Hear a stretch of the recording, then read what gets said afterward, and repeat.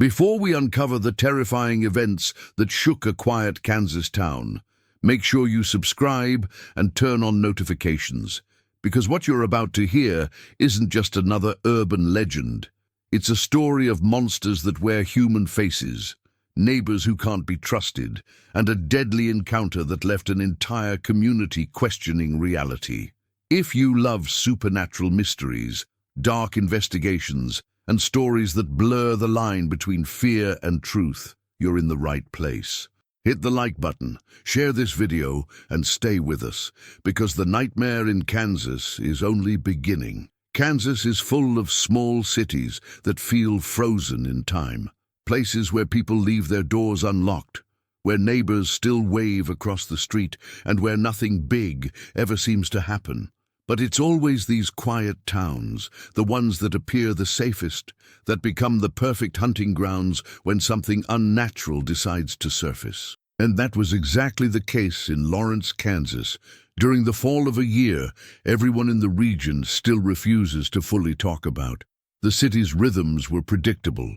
Football games on Friday nights, church bells on Sunday mornings, kids biking to the park after school, and families eating dinner at the same small diners they'd visited for decades.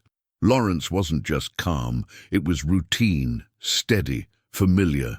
People prided themselves on knowing their neighbors, knowing their co-workers, knowing everyone's business. But this confidence, this belief that they could recognize the faces around them, is what made the coming terror so effective. The first hints that something was wrong went unnoticed. A few missing pet posters, a late-night call to the sheriff's office about strange noises behind the old grain mill, a woman telling her sister that her husband looked sick and wasn't acting like himself. These were dismissed as normal small-town gossip. Police logged them without concern. Nobody expected a monster, certainly not one that could wear human skin. That changed on a Wednesday night. The night began like any other, with crisp weather and a bright moon overhead. A local factory worker, Mike Thompson, left his late shift around 11:40 p.m. and was seen walking toward his truck in the nearly empty parking lot. Two co-workers waved goodbye. One even joked that Mike looked tired enough to sleep in his uniform. Mike laughed. He waved. He opened his truck door, and he was never seen again.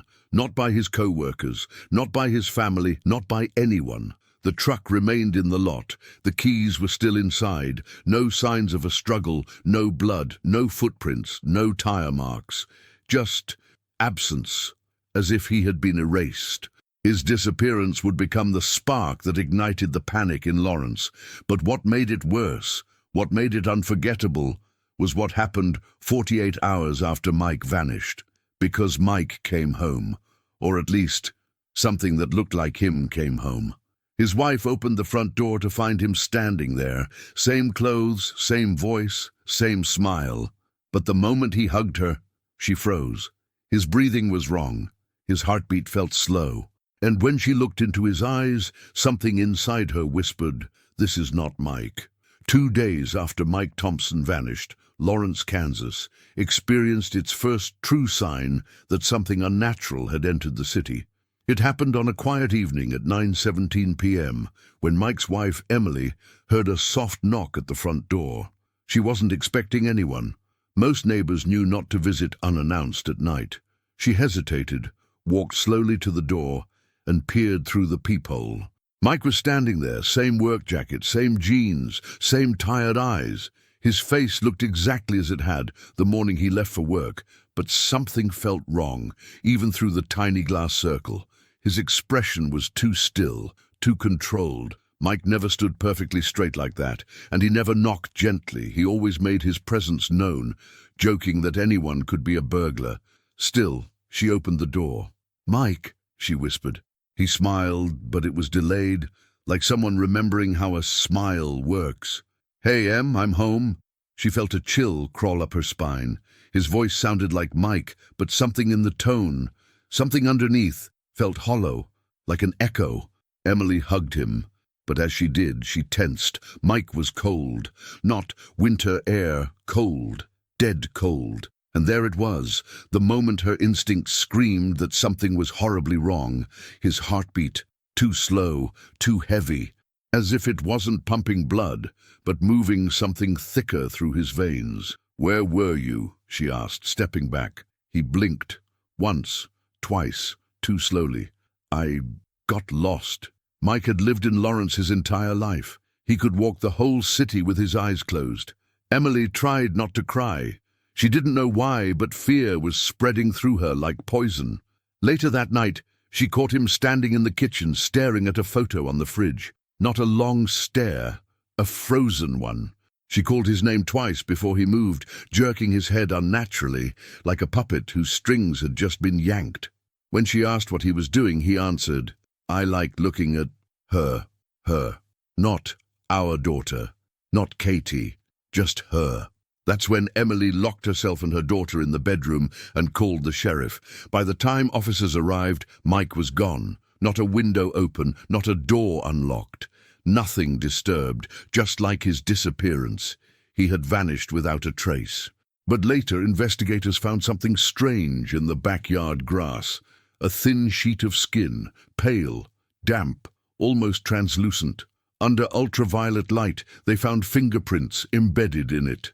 Mike's fingerprints. And that is when authorities realized whatever came home that night, whatever hugged Emily, whatever stood in her kitchen wearing her husband's face, wasn't Mike Thompson. It was something else. Something that had copied him perfectly. Something that could be anyone. A shapeshifter had entered Kansas. Before the sheriff's office ever used the word imposter, before anyone dared whisper the term shapeshifter, the people of Lawrence, Kansas, already felt something unnatural creeping into their daily lives. It wasn't the attack yet. It wasn't blood or violence. It was something far more unsettling. The fear that someone you know isn't really them anymore. In a small town, the smallest changes stand out. And the first real warning arrived through a wave of strange, subtle reports. A high school teacher called the sheriff, claiming that a longtime colleague, Mrs. Garrison, didn't look right that morning. The claim sounded silly until she explained further. Mrs. Garrison smiled too long, held eye contact too intensely, and didn't seem to recognize her friend of 20 years. When asked how she was feeling, she simply replied, "Fine, fine.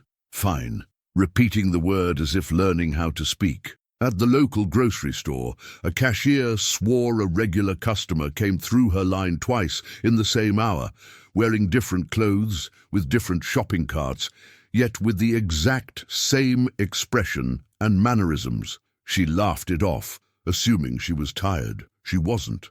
Then came the security footage. A mall camera caught a woman pacing outside a clothing store. Nothing unusual, except her face flickered every few seconds, not like a glitch in the video, but like something beneath the skin was shifting, struggling to match the shape it was wearing. Her eyes reflected the light strangely, glowing for a split second. When police pulled the footage, one officer swore he saw the woman's jaw stretch, not break, not twist, stretch, as if reshaping itself. They dismissed it as a camera distortion. They were wrong. More reports flooded in. A man forgot the name of his own dog. A teenager came home, speaking in a monotone voice, repeating phrases like a recording. A mother said her daughter felt heavier when she hugged her, unnaturally so. A farmer claimed his brother's face didn't sit right on his skull. These details sound small, almost laughable alone, but together they formed a pattern that hunters knew all too well. A pattern Sam and Dean Winchester had seen many times in their lore. Behavioral mismatches, the first stage of a shapeshifter learning its new skin. Shapeshifters copy almost everything, but not perfectly. They mimic your voice, but not your tone. They mimic your smile, but not your warmth. They mimic your memories, but only shallow ones. They mimic your face, but the skin is never fully settled. Yeet. And as the days passed, the people of Lawrence realized something horrifying. It wasn't one person acting strange. It was several. A co-worker, a neighbor, a cashier, a friend. The sheriff's department tried to keep the incidents quiet, but fear doesn't stay quiet. Rumors spread through schools, churches, diners, and gas stations. People began avoiding eye contact. Husbands slept with the lights on. Neighbors stared at each other a second longer than necessary, because the question lurking in everyone's mind was no longer, who disappeared? It had become, who came back? And more importantly, who isn't who they say they are anymore? The stage was set. Lawrence was changing. Or rather, something in Lawrence was changing into them. The attack that would shake Lawrence, Kansas to its core happened on a chilly Thursday night at Riverside Diner, a small, family-owned restaurant known for its neon lights, homemade pies, and waitresses who remembered every customer by name. It was the kind of place where farmers, students, and truck drivers all crossed paths. A safe place, a familiar place. But that night, something walked into Riverside Diner wearing a familiar face, and left behind the truth that the town was being hunted. It began quietly. Around 10:15 p.m., only a handful of diners remained. A trucker finishing his coffee, a couple arguing softly in a booth, a college student writing in a notebook, and the owner, Tom Keller, wiping down the counter before closing. At 10:17 p.m., Tom Keller walked into the back storage room, except the real Tom Keller was already behind the counter. The waitress on duty, Rachel, was the first to notice the impossible. Tom had just asked her if she needed help closing, but now she heard his voice again, coming from the hallway toward the storage area. She froze. The real Tom glanced at her, confused. "What's wrong?" Rachel whispered. "Tom, you're already out here." Seconds later, a scream echoed from the back. The college student dropped his pen. The trucker stood up so fast his chair fell over. Tom ran toward the hallway, heart pounding. The scene in the storage room was chaos. A young customer, Evan Brooks, age 19, was sprawled on the floor, bleeding from deep gashes across his chest. Standing over him was Tom, or at least something that looked like Tom. Its eyes were wrong, too dark, too wide, too focused. Its smile was stretched unnaturally, and its movements jerky, unfinished, like a marionette adjusting its strings. "Tom," the real Tom whispered. The creature turned its head with a sickening, slow twist, and in a voice identical to Tom's, it hissed, "You weren't supposed to be here." The attack exploded into chaos. Tom lunged for the creature, but it reacted with inhuman speed, slashing across his arm with elongated fingers that had turned razor-sharp. Rachel screamed for someone to call 911. The trucker charged into the room and was thrown against a shelf as if he weighed nothing. The shapeshifter bolted toward the exit, knocking over crates, leaving behind a trail of blood, Evan's, not its own. When it brushed past a metal shelf, part of its skin peeled off, sticking to the edge like discarded latex. Beneath it, something pale and slick pulsed like raw muscle. The creature pushed through the back door and disappeared into the dark alleyway behind the diner. The aftermath was worse. Evan survived, but barely. His wounds were deep, jagged, too irregular to be made by a knife, according to emergency room doctors. The sheriff's department cordoned off the diner. Forensics collected the sheet of skin left behind. When examined, it showed 2 sets of fingerprints overlapping, Tom's and someone else's. That was the moment the sheriff made a call that would change everything. "This isn't a human attacker," he said. "Something is copying us." The Kansas diner attack spread through Lawrence like wildfire. Fear replaced routine. Suspicion replaced trust. Because if a creature could walk into a diner wearing the face of a man everyone trusted, it could walk into any home, any school, any church, any bedroom, and no one would know until it was too late. After the attack at Riverside Diner, the town of Lawrence no longer had the luxury of denial. Too many witnesses, too many inconsistencies, too many people seeing the same impossible thing, a person who wasn't a person. And the sheriff's department, reluctantly, quietly, reached out to someone who had dealt with these kinds of cases before. A hunter, not a government agent, not a scientist, a hunter. He introduced himself simply as Reed Walker, A man in his 40s with tired eyes, a duffel bag of weapons and scars he refused to explain. When the sheriff told him what the town believed they were facing, Reed didn't laugh. He didn't call them crazy. He nodded. "I've seen this before," he said. "You've got a shapeshifter." "So what is a shapeshifter?" Reed explained that shapeshifters, called morphs or skins by hunters, are one of the most dangerous monsters roaming the Midwest. Not because they're the strongest, not because they're the fastest, but because they can be anyone. Shapeshifters transform through a biological process that is both incredible and horrific. They don't use magic. They don't cast spells. They physically change, forcing their bones, muscles, and skin to reconfigure until they perfectly mimic a human being. The process is agonizing for them, which is why many avoid unnecessary transformations. The change begins under the skin. Tissues stretch violently, bone structure shifts, muscles contract in ways no human anatomy could handle. Their old skin peels off, sloughing away in sheets of translucent flesh. Hunters often find these discarded shells near crime scenes, like the one found behind the diner. Key traits of shapeshifters from real hunter lore. Imperfect memory mimicry. They copy appearance flawlessly, but memories only partially. Enough to pass initial conversation, but not enough to fool loved ones for long. Behavioral glitches. They often mimic human actions incorrectly, smiling too wide, holding eye contact too long, speaking too slowly, not blinking, repeating phrases. The people of Lawrence had seen these signs before they realized what they meant. Light sensitivity. Their eyes reflect light strangely, glowing or flickering when filmed, just like the mall footage showed. Physical strength. Shapeshifters are stronger than humans. The diner attack proved this when the creature threw a 220 lb trucker across a room effortlessly. Emotional obsession. They often fixate on a person they copy, not because of affection, but because wearing someone's life gives them a sense of belonging. In Mike Thompson's case, the creature attempted to fit in with his family, but failed. Weaknesses? Only one: silver. Just like certain werewolves, shapeshifters react violently when pierced or shot with silver. It disrupts their biology and kills them almost instantly. Regular bullets, knives, fire, they survive all of that. Reed opened his duffel bag and laid out silver bullets and a silver-coated hunting knife. "You don't catch a shifter," he said. "You corner it, you wound it, you let it bleed, then you finish the job."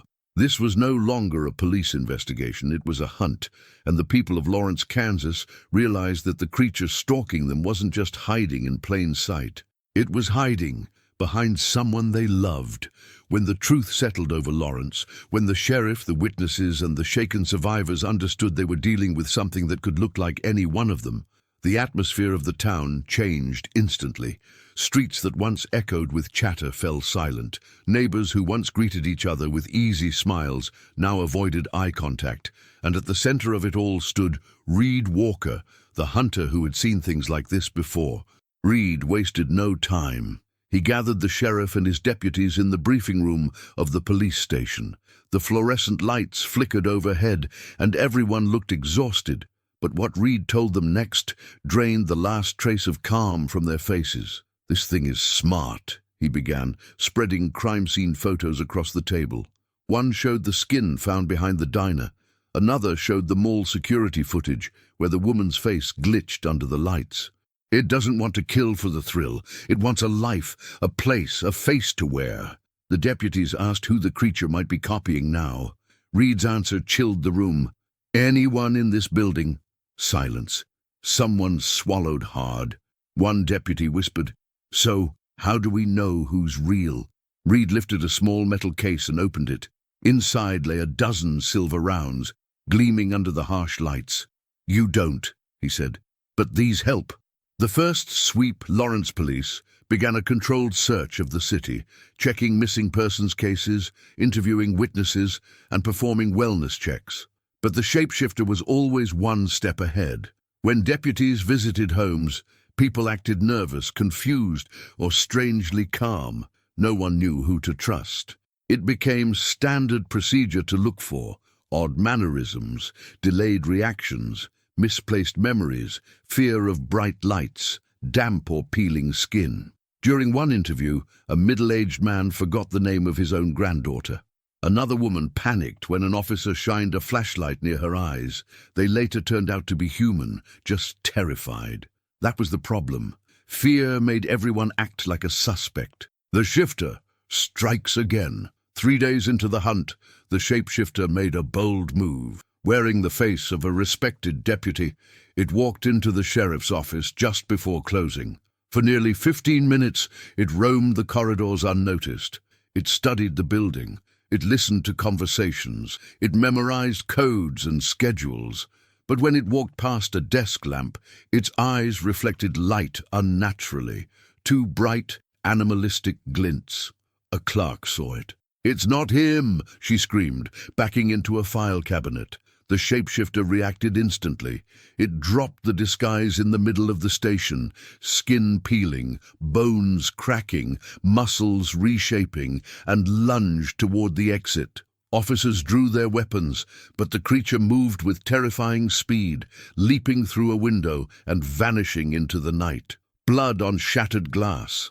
No footprints, no trail. Just a message scratched into the concrete by the window with a sharpened nail. "You can't catch what you can't trust."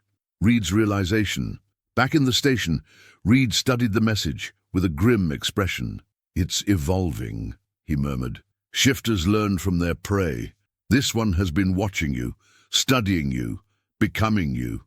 The sheriff asked what they should do next. Reed holstered his silver-coated knife. "We stop trying to find it," he said. "We make it come to us." The hunt had changed. The monster wasn't hiding anymore. It was challenging them. And Lawrence, Kansas, was about to learn that hunting a creature that can become anyone means learning to fear everyone. The weakness and the weapon. Silver versus the shapeshifter. By the time the shapeshifter infiltrated the sheriff's office, one truth had become painfully clear. Lawrence, Kansas, was no longer dealing with a simple monster. This wasn't a mindless creature stalking the woods. It was a thinking, learning, adapting predator, one that could walk down Main Street unnoticed, borrow a face in the grocery store, or climb into a living room wearing the identity of someone you loved. And because it could be anyone, the question that haunted the sheriff's department was simple. How do you kill something you can't identify? That's where the hunter, Reed Walker, stepped in with the only rule that mattered. "Silver," Reed said. "Nothing else." Silver is one of the few substances that disrupts the biology of a shapeshifter. Not because of magic. Shapeshifters in hunter lore aren't magical. Their bodies simply reject it. The moment silver pierces their skin, their cells begin to destabilize, unraveling the creature's stolen form and exposing the raw, pulsing flesh underneath. Most hunters believe silver disrupts the shifter's energy signature, forcing it out of its disguise. Whether that's true or not, one thing is proven. Silver doesn't just hurt a shapeshifter, it kills one, fast, preparing for war.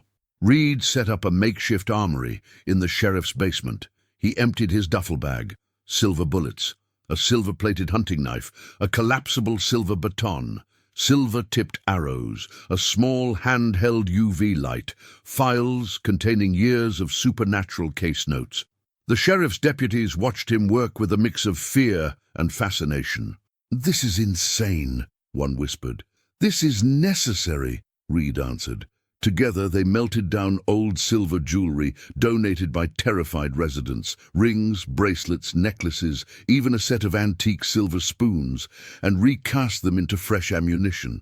The smell of burning metal filled the basement for hours as the town unknowingly armed itself for a battle no one had imagined possible. The first successful test. The deputies began using silver as a diagnostic weapon. No monster can hide from silver. During a routine check at a suburban home, Deputy Harris accidentally grazed a man's shoulder with a silver blade. The man screamed, not in pain, but in panic, and shoved Harris across the room with superhuman strength. For a split second, his face flickered, revealing wet, exposed muscle underneath the stolen skin. The creature escaped through a window, leaving behind a puddle of half-melted skin. Silver worked. The town finally had a fighting chance. Silver versus humanity. But using silver came with a cost. Mistakes happened. One man, terrified and confused, was struck in the arm with a silver baton because he failed to answer quickly during questioning.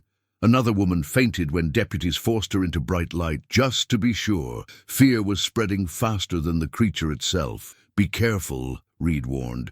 Shifters want paranoia. They want chaos. If you lose trust in your own town, the monster already won. But the truth was unavoidable. To stop the shapeshifter, they needed silver. To use silver, they risked hurting innocent people. That tension, the thin line between security and suspicion, began to split Lawrence down the middle. Families armed themselves. Strangers were confronted in parking lots. Teachers refused to let parents pick up children without being verified. The monster had turned neighbor against neighbor. Silver was now the town's only protection. But silver alone couldn't kill the fear. And fear, Reed warned, would soon drive the shapeshifter to strike again. Because every time a town fights back, a predator becomes desperate, and desperate shapeshifters are the deadliest of all. Fear changes people. It twists their judgment, sharpens their paranoia, and turns peaceful communities into battlegrounds. Lawrence, Kansas, once a quiet, trusting city, was now suffocating under the weight of suspicion. Every face was a threat. Every shadow was a warning. Every knock on a door felt like a choice between life and death. And on the 8th night after the diner attack, Lawrence snapped. It started with a scream. At 9:03 p.m., a woman in the Willow Creek neighborhood called 911, claiming her husband wasn't her husband. She locked herself in the bathroom while he pounded on the door, repeating her name in a voice that sounded too calm. Deputies rushed to the scene. When they arrived, they found the man sitting in the living room, hands folded neatly, smiling. Too neatly, too still, too wrong. They tested him with a silver blade. He didn't react. He was human, terrified and confused. His wife, however, was so shaken that she had to be sedated by paramedics. But the damage was done. The neighborhood erupted into chaos. People burst from their homes carrying flashlights and kitchen knives. Porch lights flicked on one by one like alarm signals. 2 men got into a fistfight because one accused the other of not blinking normally. Then the power went out. Not in the whole city, just 3 blocks. 3 blocks that happened to border the diner where the attack occurred, and the alley where the shapeshifter had last been seen. Darkness swallowed everything. The screams that followed were immediate. A teenager claimed someone was watching her through the window. A man swore his son looked different when the lights flickered. 2 women sprinted down the street, yelling that they saw a man with no face.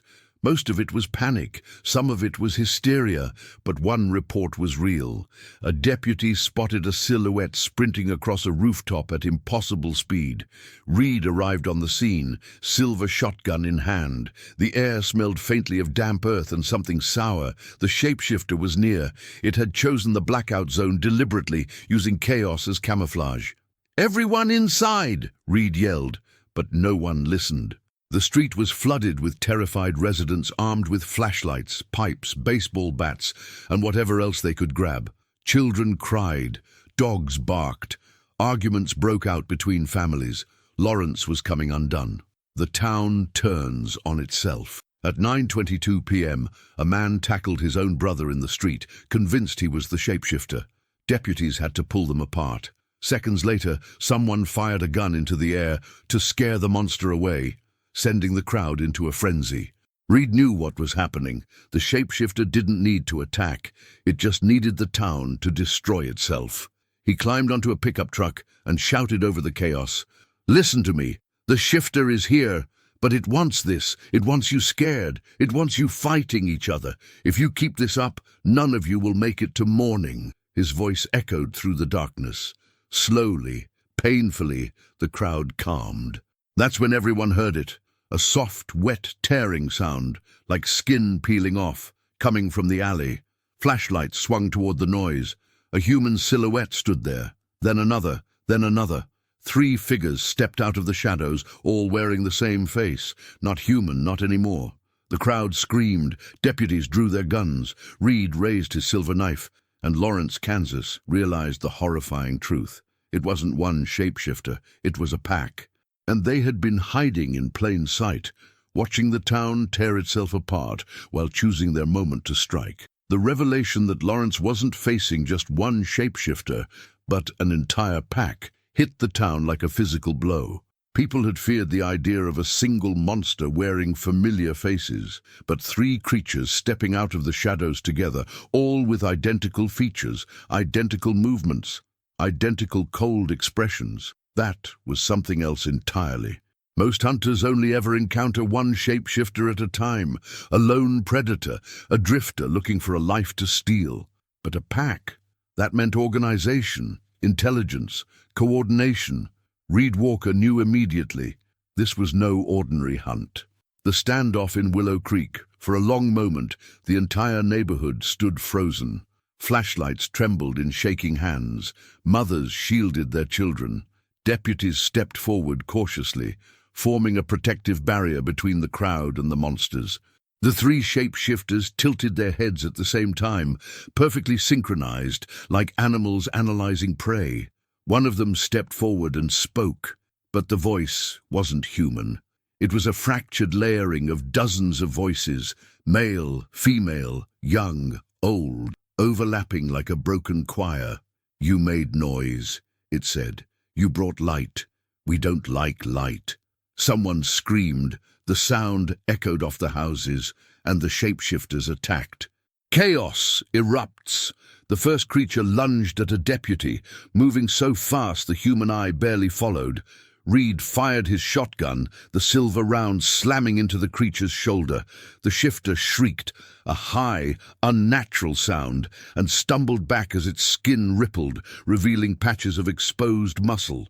The second creature leapt onto a pickup truck, deforming its borrowed face into something snarling and monstrous. It swiped at a man trying to hide behind a trash bin, leaving claw marks in the metal. The third rushed toward a group of residents, but the sheriff tackled it with a silver baton, striking its ribs until the disguise peeled away. Silver worked, but the pack didn't go down easily. Reed's plan. Amid the chaos, Reed shouted orders. "Drive them toward the high school. Open space. Less cover." Deputies and armed residents formed a defensive line. Together, they pushed the creatures down the street, forcing them away from the clustered homes. The shapeshifters adapted, switching faces rapidly, sometimes shifting mid-run, stealing appearances from the crowd. One deputy hesitated as the creature took his wife's face. The hesitation nearly got him killed.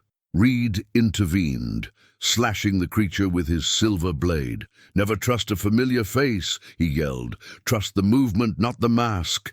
The high school battleground. The chase ended on the football field behind Lawrence High School. Under the bright floodlights, the shapeshifters struggled, their sensitive eyes flickering, their skin vibrating as their disguises weakened. Reed lined up beside the sheriff. "This ends now." The 3 creatures circled the field, snarling, glitching between faces like malfunctioning projectors. Then they charged. Deputies opened fire with silver rounds. 2 shapeshifters fell, collapsing into writhing heaps of exposed flesh before disintegrating into a dark, oily residue. The third, larger, faster, made it through. It tackled Reed, pinning him to the grass. Its face changed rapidly. His mother, his father, a woman he once loved, a child crying, anything to break his resolve. But Reed didn't falter. He drove the silver knife upward into the creature's chest. The shapeshifter convulsed violently, its skin melting away like wax. With a final, guttural screech, it disintegrated. Silence returned to the field, broken, nightmarish, but finally quiet. Lawrence survives. The remaining townspeople gathered in shock. Some cried, some stared blankly. Others hugged their children tightly, refusing to let go. The sheriff looked at Reed. "Is it over?" Reed wiped the blood and residue from his knife. "For now, he said, but shapeshifters travel. If there were 3, there could be more. Lawrence had survived the night, but survival came with scars, physical, emotional, and psychological.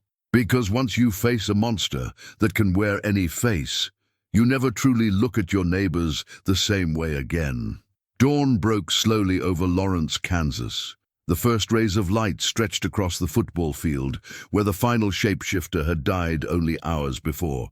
The grass was torn up, scattered with spent silver casings, splintered wood, and dark stains no one wanted to identify. A faint smell of ozone and burnt flesh lingered in the cold morning air. The battle was over. But the nightmare was not. A town trying to breathe again. By sunrise, emergency crews were everywhere. Paramedics treated injured deputies. Firefighters cordoned off buildings hit during the chaos. Volunteers brought blankets and coffee to families who had been out all night. But the real damage was invisible, etched into the faces of people who had seen something they could never explain. Lawrence wasn't a town that believed in monsters. It wasn't a place where supernatural stories had roots or where folklore was strong. But now, everyone had a story. A man who saw his neighbor peel off his own face. A teenager who watched a creature sprint across a roof like a shadow come alive. A mother whose child insisted Daddy had 2 faces last night. The sheriff made an official statement. The attackers were masked criminals involved in a drug operation. A lie, polished for the news cameras. The people of Lawrence listened, nodded, went home, and none of them believed a single word. Reed Walker's departure. By midday, Reed was already packing his weapons into the trunk of his car. The sheriff approached him quietly. "You saved this town," he said. Reed shook his head. "I stopped 3 monsters. Fear did the rest." The sheriff hesitated. "Will they come back?" Reed paused. The wind cut through the silent parking lot. "Shifters don't migrate randomly," he answered. "They follow opportunity. They follow chaos. They follow fear. If more come, it'll be because someone here still holds their interest." "What can we do?" the sheriff asked. "Stay alert," Reed said. "Trust your instincts. And if someone ever feels wrong, call me." He handed over a small card with only a number, no name. Then he drove away. No goodbye, no closure. Just a hunter moving on to the next nightmare. The cover-up begins. Within days, state officials rolled into Lawrence, claiming jurisdiction. They confiscated evidence, ordered reports sealed, and threatened deputies with disciplinary action if they spoke to the press. The diner attack was described as a misidentified animal.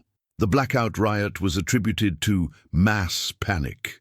The football field incident was filed as an act of gang violence. But rumors don't die easily, especially rumors backed by witnesses. Within a week, Kansas City newspapers ran anonymous interviews with terrified residents. Online forums buzzed with talk of skinwalkers and copycats. A conspiracy subreddit claimed the government was hiding biological imposters. Whether people called them monsters, creatures, or government experiments, the truth had spread beyond Lawrence. A legend is born. Months passed, seasons changed, life continued, but the town remained different. Locksmiths did record business. Neighbors no longer borrowed sugar or tools. Nobody answered their door after dark. And adults checked their children's faces twice when waking them in the morning, just to be sure. For generations to come, people in Lawrence whispered about the night of the false faces, the night when shadows wore human skin, and the night the town learned, the scariest monster is the one that looks just like you. Some say the shapeshifters were destroyed. Some swear one escaped. Some believe it still walks among them. And others insist that once you've lived through something like that, you never truly stop looking over your shoulder. If this story kept you on edge, reminded you how fragile trust can be, and made you wonder who or what might be wearing a familiar face, don't leave without subscribing. Your support helps us bring more dark legends, supernatural investigations, and terrifying stories inspired by real fears that haunt small towns everywhere. Hit the like button, share this video, and tell us in the comments, Do you believe shapeshifters could exist among us? Stay alert, stay curious, and remember, sometimes the real danger isn't in the shadows, but in the faces we think we know.